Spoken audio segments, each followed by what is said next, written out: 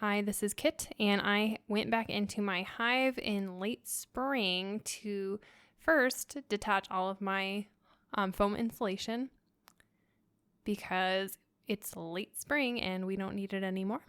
And then I wanted to check out my hive. I had some hopes that they were going to have lots of honey, but I was actually very much surprised by what I found inside. So those are my labels from my last time in the hive, and I wanted to point out there's a little top bar that has enough space for a bee to get through. So I usually try to have tight spaces, but it was still large enough to get through, and that kind of happens toward the end of the summer. There are tons of bees. So as usual, I'm leaving the sound on for this video. Most of it is going to be sped up.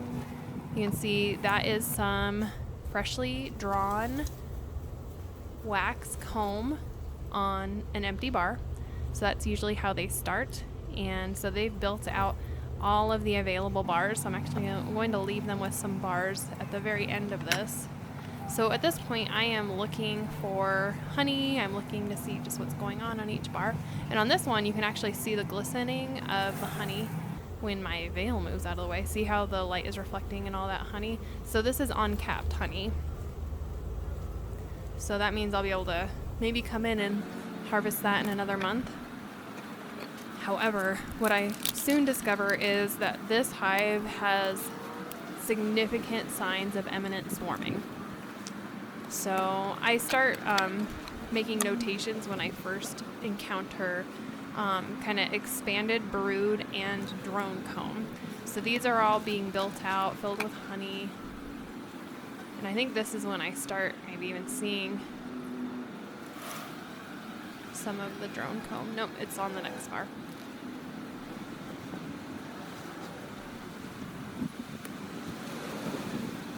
Oh, nope. So I started seeing a lot of drones. So I was holding like a little drone bee on my hand. The drones you can tell apart from the workers because they're just big fatties. They have really kind of shiny, round, rotund bodies.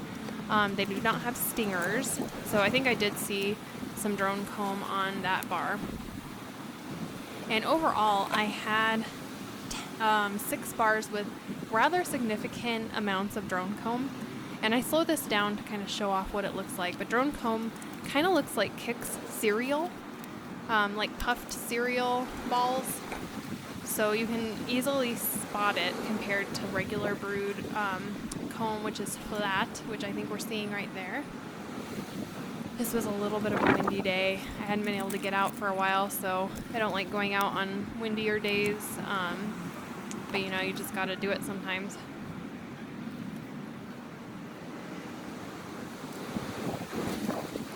Alright, you can start to see some of those little Kix type cereal puff balls.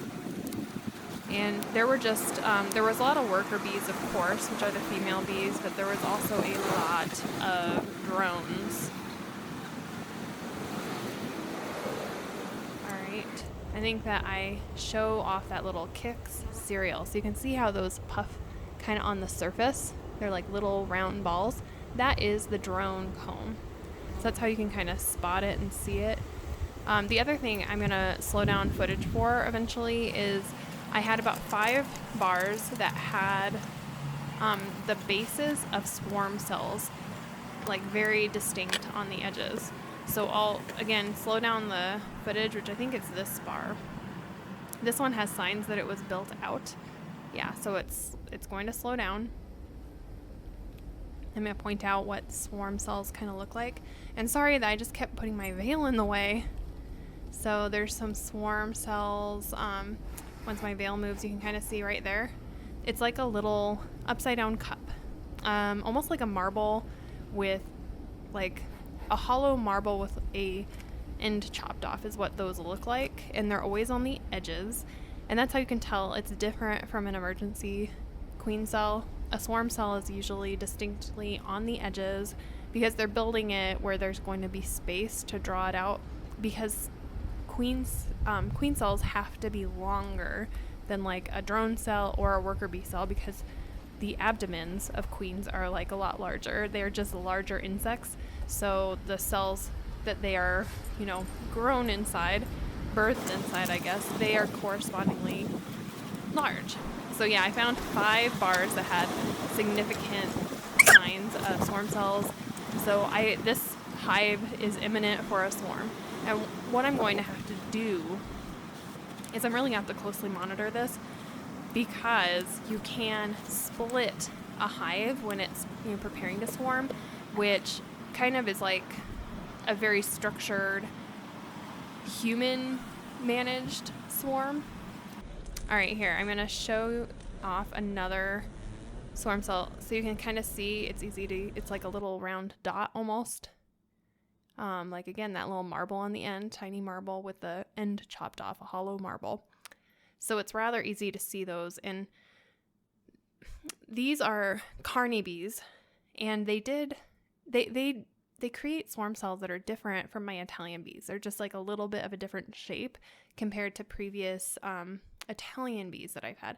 So there's some more you can see on the edges of this bar. There's usually, when I spot those swarm cells, they're on both sides, kind of like both the quote unquote front and back side of the bar.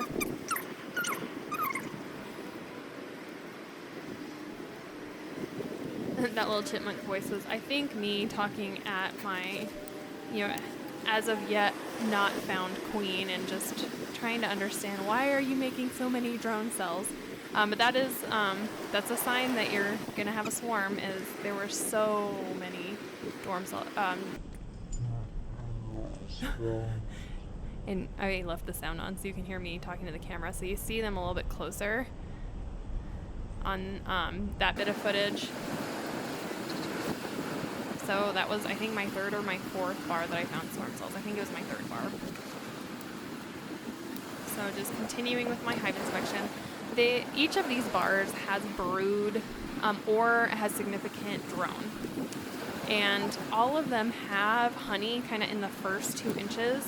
So there's like food source on every single one of these, but it's not really harvestable because it's intermingled with the brood. You just wouldn't want to mess with it. All right, so this is where I discover my queen. There's the queen. What the heck are you doing, queen? What you doing? Making so many swarm cells. Oh my goodness. You female bee. A little bit of exasperation there. I don't usually talk to my bees, but I was a little exasperated because where I was hoping to find some honey, I found just so much brood, and most of that brood I found is drone brood, and there's so many drones all over. And they have a place, and the way that I keep my bees is rather I let them make the decisions when it comes to what they're going to build comb for.